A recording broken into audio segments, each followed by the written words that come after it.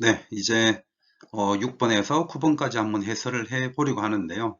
제가 이제 A형의 어떤 1번에서 4번까지 한번 해설을 하고 나서 유튜브에 올렸고요.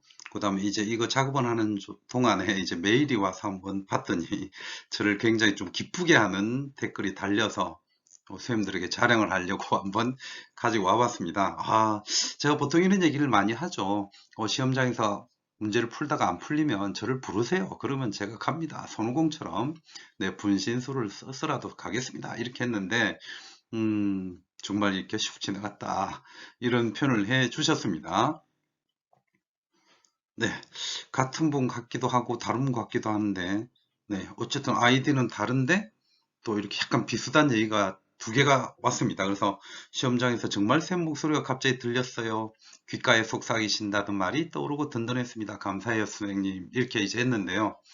정말 고맙습니다. 저는 솔직히 농담처럼 그렇게 표현을 하는데요.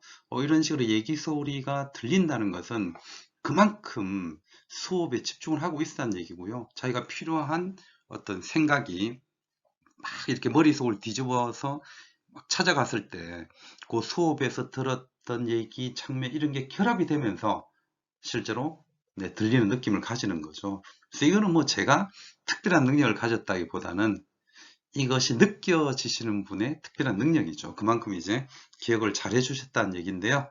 자, 한번 요런 또 재미있는 저희 자랑을 한번 했고요.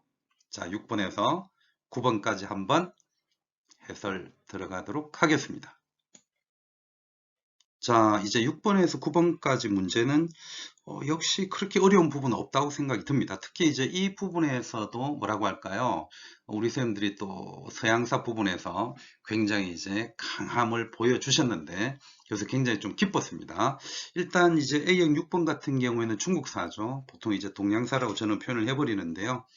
진시황제도 요번에 나올 것 같다라고 해서 제가 실제로 또 모의고사에서 출제를 했던 걸 확인했습니다. 그게 뭐 몇 회 몇 번 이렇게까지는 할 필요가 없을 정도의 간단한 문제이기 때문에 그걸 이제 달지는 않았지만 역시 충분히 네, 준비가 되어 있던 문제였고요. 그 다음에 이제 제자백과 사상에서는 제가 조금 깊이 있게 올해는 강의를 했었는데 네, 어떤 분들은 이 제자백과 사상에서 조금 깊이 들어가는 걸 좀 불편해하는 분들도 계실 겁니다. 그러나 문제가 요번에 쉽게 나와서 그나마 다행인 거지 어렵게 나왔다면은 실제로 굉장히 어려울 수가 있습니다. 자, 어쨌거나 간에 이 제자백과 사상과 관련해서 요번에 이제 한비자가 한번 출제가 되었는데요. 자, 니은 조치, 그 다음에 집대성한 인물, 그리고 기억은 이제 사실은 네, 진시황이죠. 진시황이 추진한 정책 이런 것들이 이제 네, 물어본 것이었습니다. 이제 자료 한번 보도록 하죠. 자, 먼저 이제 가 자료를 놓고 본다면 이사가 나오고요. 키워드 이 정도면 끝나지 않나요? 그러면 이제 진시황인 걸 금방 알 수가 있을 거고요. 따라서 여기에서 지금 폐하께서 이렇게 나와 있는데 진시황입니다. 그 다음에 이제 해내에 9년을 설치했다라고 나와 있는데 결국은 이 9년이 키워드죠. 그래서 우리는 9년제를 실시했음을 알 수가 있겠고요. 그 다음에 이제 여기서 법령이라고 하는 것이 있는데 요거는 이제 나 자료에서 한번 함께 봐야 할 겁니다. 그죠? 자, 그러면 이제 요런 기본적인 내용을 가지고서 첫 번째 질문이 뭐였느냐 하면 니은의 조치 목적 물어봤습니다. 그럼 니은은 9년을 설치한 거였었죠. 그럼 결국은 9년을 설치한 목적을 물었기 때문에요. 이런 부분에서는 답을 쓸 때 뭐라고 할까요? 우리가 제도상으로 9년제 그리고 예전에 이런 문제가 있었죠. 9년제의 개념, 내용 이런 걸 쓰라고 한 적이 있는데 그걸 쓰면 안 되는 거죠. 말 그대로 목적을 써야 됩니다. 그러면 결국은 이 9년제의 목적이라고 하는 것은 가장 중요한 키워드가 저는 필요한 것이 중앙집권화 이 키워드로 답을 써주실 필요가 있고 아니면 거의 같은 의미가 되겠지만 황제 지배 체제를 만들어 나가는 과정이다라고 할 수도 있을 겁니다. 그래서 이제 그 두 가지를 좀 중요하게 저는 키워드로 바라보고요. 그 외에 선생님들이 써보내주신 답들을 보면은 재민 지배 체제의 확립 이런 것을 쓰기도 하셨는데 사실 맥락상은 전혀 틀린 게 아니죠. 그래서 어느 정도 충분히 가능성이 있다고 보는데 어쨌든 간에 저는 가장 먼저 이런 걸 봤을 때 떠오르는 얘기는 그냥 중앙집권화입니다. 그래서 그게 가장 기본적으로 네, 생각을 할 수 있는 부분이라고 봐요. 그래서 첫 번째 질문에서는 답을 이제 이렇게 볼 수가 있겠고요. 그 다음에 나는 디귿의 일부분이다 라고 했는데, 일단 나는 지금 뭐 굳이 안 보셔도 되고요. 여기에서 디귿 법령입니다. 그러면 결국은 이란 이제 법령, 그리고 이런 법과 관련한 사상은 말 그대로 법과 사상인 거죠. 그래서 질문이 어떻게 되느냐 하면, 나의 내용과 관계 깊은 사상은 법과 사상이고, 따라서 법과 사상을 집대성한 인물, 이것도 예전에 나온 기출이죠. 그래서 이거는 한비자라고 네, 쉽게 찾아낼 수가 있을 겁니다. 자, 이렇게 이제 두 가지 질문에 대한 답은 끝났고요. 그 다음에 기억이 추진한 정책을 물어봤는데, 이 기억이 추진한 정책은 네, 결국은 네, 진시황의 정책인데요. 다만 다를 봐야 되겠죠. 그래서 다를 보면서 진시황이 다와 관련해서 어떤 정책을 추진했는지 한번 보도록 하겠습니다. 자, 그러면 다 같은 경우에는요, 이거를 보면 또 작년에 조금 재밌는 얘기가 생각이 나는데요. 작년에 한국사 문제에서 어떤 사례로 주어진 것들이 전부 다 주간이었었죠. 그래서 요번에도 또 뭐라고 할까요? 중국사에서도 이제 주간을 가지고 네, 최근에 출토된 것들인데요. 여기에 있는 내용을 가지고 시문제를 냈다라는 것도 한번 재미로 그냥 봐두시면 좋겠고, 저는 중요한 거는 이게 주간이다 아니다가 아니라, 그죠? 최근에 역사적 발견, 그리고 거기에서 최근에 나타난 연구 성과, 이런 것들이 끊임없이 학생들에게 적용되고 있다는 것으로 이해를 하면 될 겁니다. 자, 그렇다면 중요한 것은요, 이제 내용인데, 이 내용을 놓고 한번 본다면, 이렇습니다. 다의 내용을 실시하기 위해서 추진한 정책이었기 때문에, 다의 내용이 뭡니까? 저는 솔직히 처음 이 문제를 딱 봤을 때요, 공통적으로 나타난 글자가 보이더라는 거죠. 파정하고 적정 시기에 비가 내려 이삭이 펴면 그 토지의 면적, 그리고 토지의 면적을 어떻게 보고하라. 그리고 강우량도 보고하라. 그리고 면적을 보고. 그래서 전체적으로 가장 공통적인 것은 면적을 보고하는 겁니다. 토지의 면적을. 그런데 단순하게 토지만의 어떤 것을 보고하라는 것이 아니라 강우량도 보고하라는 거죠. 그러면 철저하게 어떻게 하라는 겁니까? 야, 너네 다 보고해. 보고 안 하면 가만 안 둘 거야. 그러니까 이런 과정을 통해서 어떻게 합니까? 지배를 하는 거죠. 그래서 결국은 이것을 통해서 지배하는 것을 볼 수가 있는데, 우리가 흔히 단순하게 암기하는 걸로 접근을 한다면 진시황은 황제 지배 체제를 굳건하게 만들어 나가는 과정에 있었고, 그 과정에서 심지어 여러 가지들을 통일하지 않습니까? 그 통일에는 뭐도 들어갑니까? 사상의 통일도 들어갈 것이고요. 그 다음에 문자의 통일도 들어갈 것이고, 도량형의 통일도 들어가죠. 그러니까 이런 통일들이 사실은 떠올라야 될 것이고, 결국 그걸 네, 여기에서 질문한 것이다. 저는 그렇게 파악을 합니다. 그러면 어떻게 생각을 해야 한다? 토지 면적을 장부에 기입해서 보고해라. 그럼 토지 면적을 어떻게 보고한다? 자, 이와 같은 것을, 즉 다의 내용을 실시하기 위해서 추진하는 것. 그럼 토지를 우리 집에는 얼만큼 있다. 우리 집에는 얼만큼 있다. 이게 어떻게 돼야 됩니까? 동일한 면적으로 보고가 돼야 되는 거죠. 우리 현재 살고 있는 우리들의 입장에서는, 야, 너네 집 얼마나 넓어? 그러면 하늘만큼 넓어. 이렇게 대답 안 하죠. 그죠? 우리 집은 대략 얼마 정도의 넓이다. 이렇게 얘기를 합니다. 그래서 뭐 옛날식으로 표현한다면, 우리 집은 10평이야. 우리 집은 9평인데, 이렇게 대답을 하거나, 요즘식으로 표현을 한다면 제곱미터로 표현을 하죠. 그래서 한 대략 30제곱미터 정도 돼. 우리 집은 한 27제곱미터 정도 돼. 이런 식으로 표현을 합니다. 이거는 정확하게 30제곱미터가 어느 정도다라고 정확하게는 모르지만, 그죠? 그 도량형이 통일되어 있기 때문에 감을 잡을 수 있는 거죠. 이때도 그래야 한다는 겁니다. 토지의 면적을 보고 하려고 한다면, 우리 집은 10걸음인데요. 우리 집은 9걸음인데, 근데 우리 집은 5살짜리가 그렇고, 너네 집은, 네, 나이 많은 사람이 그러면, 이건 완전 달라지지 않습니까? 그러니까 결국은 어떤 길이를 재거나 할 수 있는 것들이 통일되지 않으면 면적을 백날 그렇죠. 보고해봤자 의미가 없습니다. 게다가 강우량도 보고를 해야 된대요. 그럼 강우량 같은 경우도 보고를 하려면 이걸 잴 수 있는 그죠? 이때 세종대왕이 있었더라면 채국이를 만들었겠지만 그런 것들이 통일되어 있어야 된다는 거죠. 그래서 결국은 이런 다와 같은 정책을 추진하기 위해서는 가장 우선적으로 필요한 것이 여러 가지들을 재는 도량형이 통일되어야 한다. 네, 그렇게 이제 한번 볼 수가 있을 겁니다. 그래서 저는 네, 도량형 통일. 그리고 또 하나, 문서로 보고해야 되지 않습니까? 그러면 이제 문서로 보고를 해야 된다는 얘기는 결국은 그렇죠. 글자 자체도 우리는 어떤 걸 알고 있습니까? 이 당시에는 통일되어 있지 않다. 따라서 문자도 통일해야 한다. 이런 것들을 떠올릴 수 있다는 게 저희 생각입니다. 그래서 네, 답은 이렇게 보는 거죠. 도량형 통일과 문자의 통일. 자, 그렇게 답을 볼 수가 있겠습니다. 자, 여기까지가 6번인데요. 자, 이제 7번으로 한번 넘어가 보도록 하겠습니다. 자, 이제 7번을 한번 볼 건데요. 이 7번은 거의 기입형에 가깝죠. 특히 올해는 이제 기입형 문제가 좀 더 많이 나온 느낌인데요. 선생님들이 이 문제를 좀 어렵게 느낄 일은 저는 거의 없다고 보고요. 이거는 정말 빠르게 간단하게 한번 네, 확인을 해 보도록 하겠습니다.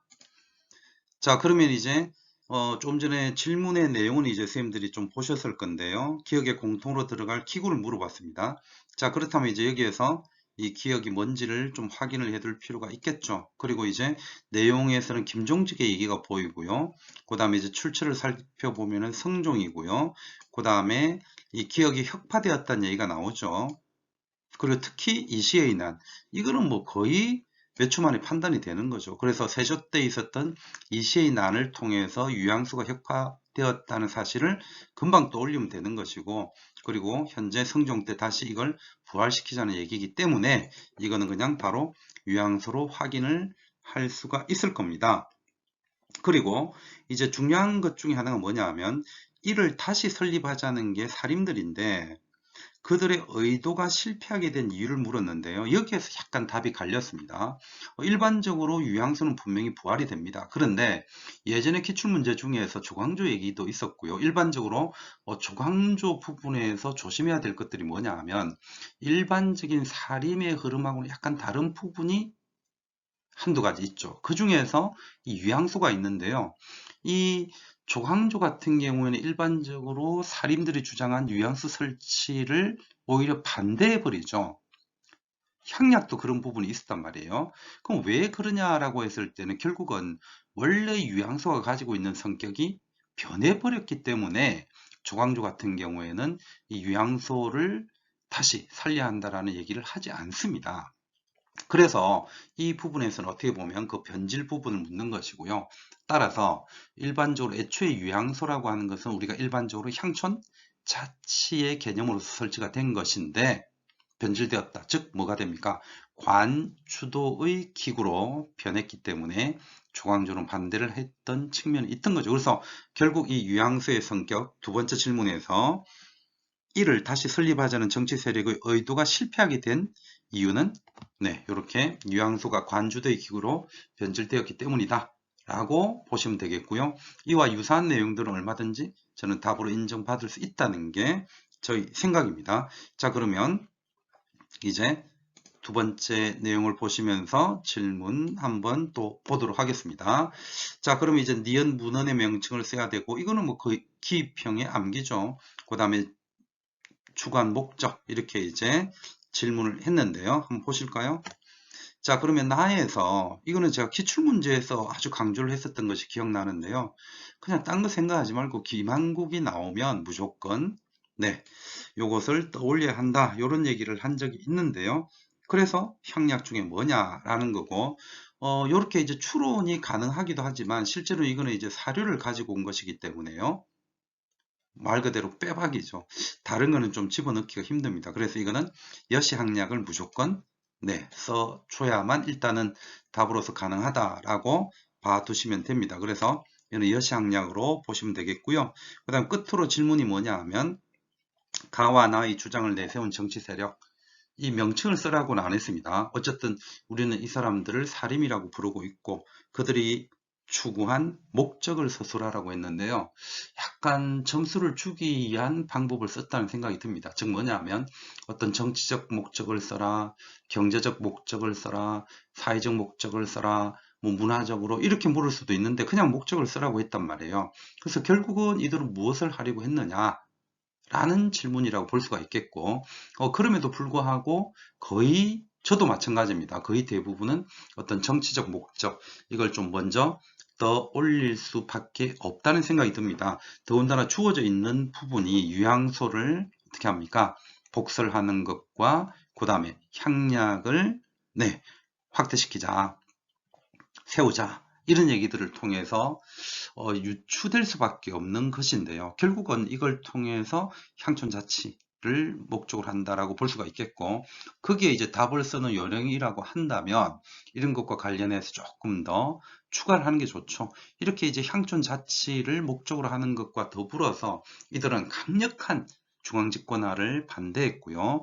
그리고 이 중앙집권화 속에서 중점이라고 할 수 있는 왕권 강화, 이것도 실제로 반대를 하죠. 그래서 그 반대에서 할 수 있는 말이 왕도 정치죠. 그래서 저는 답을 향촌 자치와 왕도 정치를 주장했다.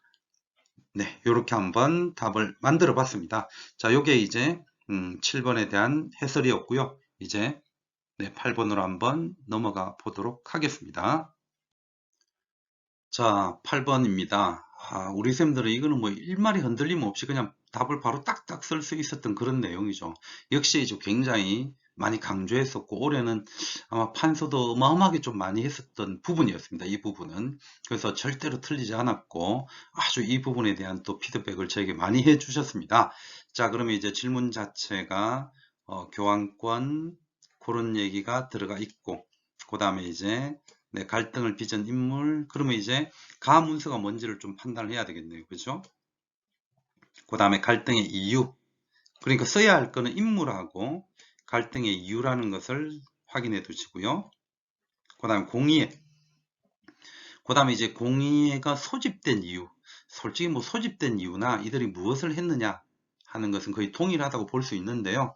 여기에서는 소집된 이유를 물었습니다. 자, 그러면 그것을 이제 한번 주어진 자료 가나를 통해서 파악을 해 보도록 하겠습니다.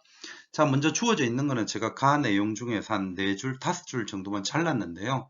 워낙 유명한 자료죠. 그래서 여기에서 보이는 것이 복음서에 따르면 교회의 권력은 영적인 검과 세속의 검이라는 두 개의 검으로 구분된다. 이렇게 나와 있고요. 그 다음에 이제 출처 자체가 하나의 성스러운 교회라고 나와 있는데 우리는 일반적으로 우남 상탐이라고 표현을 하죠. 그래서 이거는 이제 보니파키우스 8세라고 볼 수밖에 없고요. 그래서 교황의 이름을 물어보지는 않았습니다. 이 교황하고 갈등을 빚은 인물을 쓰라고 했는데요. 이거는 뭐 역사적으로 뒤져보면 보니파큐스 8세하고 갈등을 빚은 인물이 굉장히 많을 수도 있을 겁니다. 그죠? 그러나 우리는 그런 거 다 진짜 알 수는 없습니다. 저도 참 사람 좋다는 얘기는 듣지만 누군가랑 갈등을 빚을 수 있어요. 종건이랑 갈등을 맺은 인물을 쓰고 왜 갈등을 맺었을까요? 이렇게 물어봤을 때 짜장면을 먹을까 짬뽕을 먹을까 해서 누군가랑 싸웠을 수도 있고요. 또 다른 사람이랑 싸울 수 있는데 우리는 그런 거 아니죠. 이게 보니파큐스 8세라고 봤을 때 역사적으로 중요하게 확인되는 것은 필립 4세와의 갈등인 거죠. 그래서 그걸 찾아주면 되는 겁니다. 그래서 보니파큐스 8세하고 필립 4세하고의 이게 갈등, 이것을 찾아달라는 거였죠. 따라서 이 둘의 갈등은 왜 생겼느냐라고 하는 걸 물었던 것이고, 결국은 이거는 무엇 때문에 생긴 것이었다라고 써주면 되겠죠. 그래서 선생님들 또 정말 많이 얘기해 주셨는데요. 가스코뉴 공령을 차지하기 위한 전쟁, 이게 좀 들어가 주는 게 좋겠고요. 그 과정에서 전비를 마련하기 위해서 더 포인트는 이거죠. 성직자에게 과세를 한 것. 이 부분이 반드시 들어가 줘야 되겠습니다. 그래서 그 이유 한 가지. 그러면 답으로 쓸 것은 뭐라고요?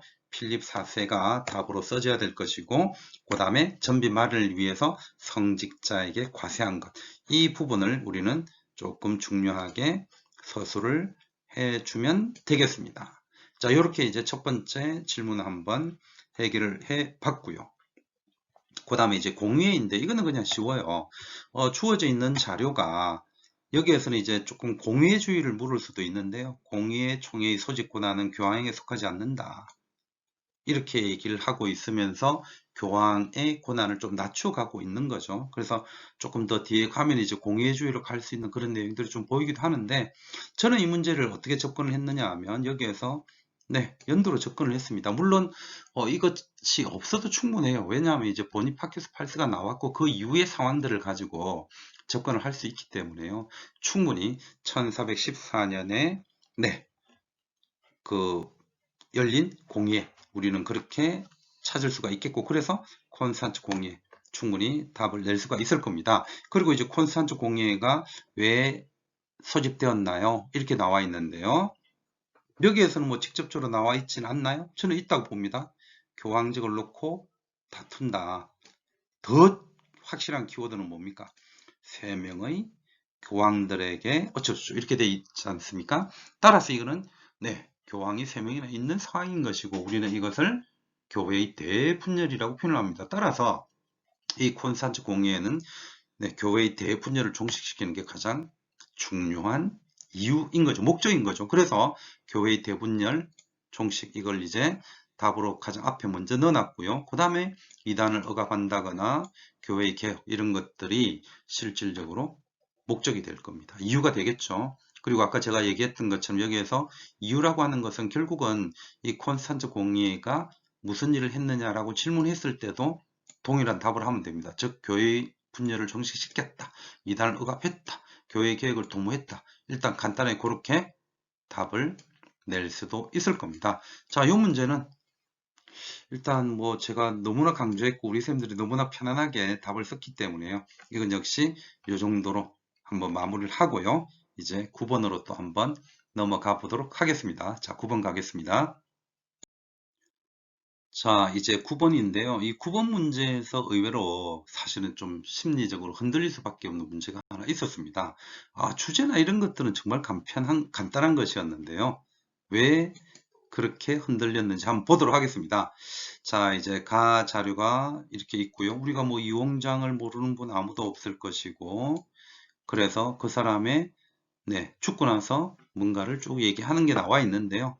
그래서 여기에 기억이 있고 여기도 기억이 있는데, 결국은 이제 질문이 뭐였느냐 하면 네, 기억에 공통으로 들어갈 관직의 명칭을 써라. 사실은 일반적으로 우리가 이용장을 볼 때요, 동양사 개론에도 그렇고 한중에도 그렇고 막 책들을 보면 무슨 총독 이런 식으로 다 적혀 있거든요. 근데 그것을 일반적으로 그냥 쑥 지나간다는 거죠. 근데 그걸 물었어요. 그러니까 순간적으로 굉장히 이거는 시험장에서 당황할 수밖에 없습니다.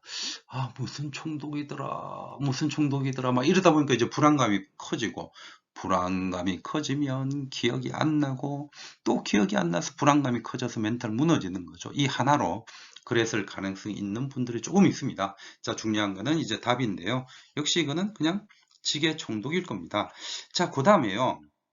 이제 여기에서 경사의 변이 있고 화약이 있는데, 사실 이 부분도 네, 사실 나왔던 부분이기도 하죠. 신축조약을 얼마 전에 냈는데 요번에 참 묘하게 냈습니다.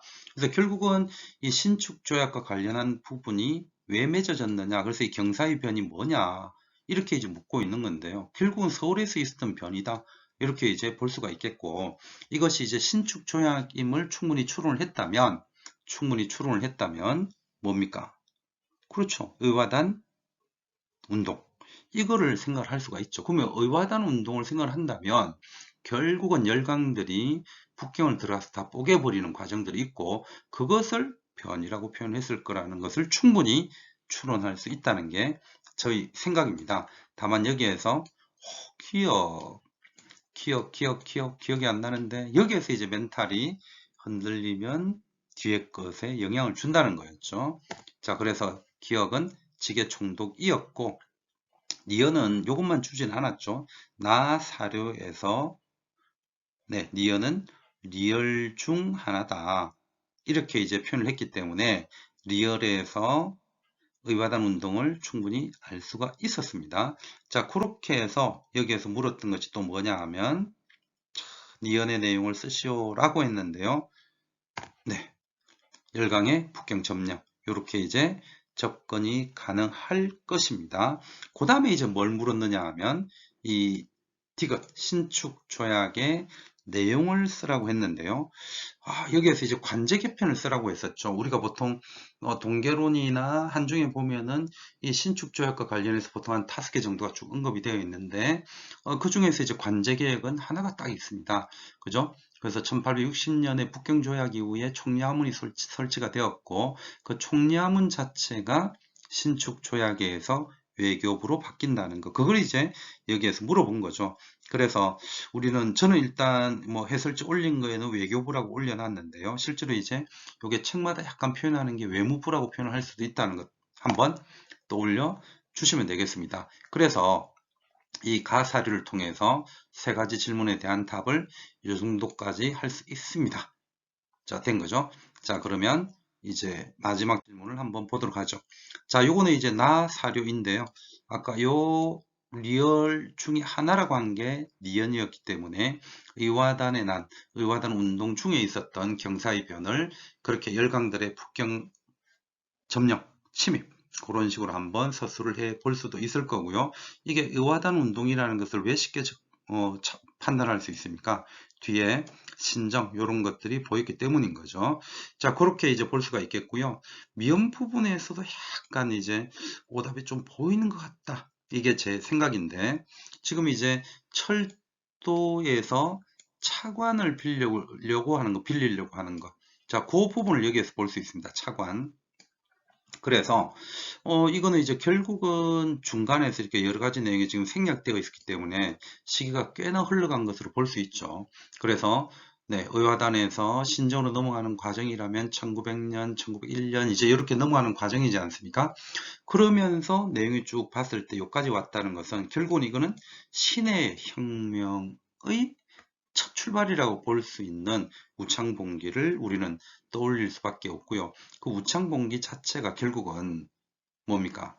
철도 자체를 국유화해서 이를 통해서 차관을 빌리려고 하는 정부의 문제점, 거기에 저항한 것이 우리는 우창봉기라고 부르고 그 우창봉기를 혁명의 도화선이다 라고 표현을 하기도 하죠. 네, 그래서 결국은 질문 자체는 뭐였느냐 하면 이 미엄의 이유를 물었습니다. 그럼 보세요. 철도 대차관이 혁명의 도화선이 되었다라고 했기 때문에 이것의 이유를 물은 것인데요.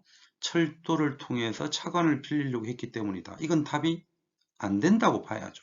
여기서 이미 차관을 빌리려고 했다는 것이 나왔기 때문에 그러면 차관을 빌리려고 한 것이 왜 혁명의 도화선이 되었는지 이 과정에서 이유를 쓰라고 하는 것으로 봐야 되는 거죠. 그냥 민중들은 철도를 국유화해서 차관을 빌리는 게 싫어서 뭐 이렇게 이유를 댈 수도 있겠지만 우리한테 그런 답을 요구하는 것은 아닙니다. 그래서 좀 더 멋있게 답을 좀 쓸 필요도 있을 것인데요. 그래서 저는 이제 이런 것이 어떻게 바라봤느냐 하면 야, 정부가 철도를 저렇게 국유화해서 차관을 빌리려고 하는 것은 팔아먹는 거나 마찬가지다.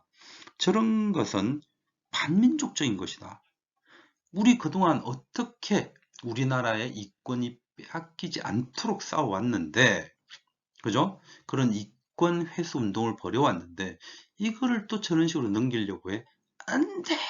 이렇게 되는 거죠. 그래서 우리는 이것을, 철도 이권 회수 운동과 연관을 시킬 수가 있습니다. 자, 답을 저는 이렇게 한번 생각을 해봤습니다. 좀 전에 어떤 단어를 썼죠? 반민족성. 그래서 이건 이제 동계론에 있는 표현인데요. 답을 이렇게 한번 해본 거죠. 청조가 가지고 있는 이 차관을 빌려서 뭔가 하려고 했던 것을 통해서 일반적인 국민, 민족은 어떻게 봤다? 청조가 너무 봉건적이다.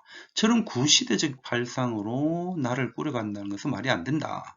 그리고 이거는 반민족적인 거다. 라고 구동계에서 표현해 놨는데요. 이 부분을 답으로 저는 한번 가지고 와 봤습니다. 이것도 사실은 키워드가 필요한 것은 아니라고 봅니다. 이것에 대한 적절한 이유를 설명을 해내면 될 거로 보는 거죠. 자, 그렇다면 9번 이렇게 한번 마무리하고요. 우리는 또 10번부터는 다른 동영상에서 한번 보도록 하겠습니다. 수고하셨습니다.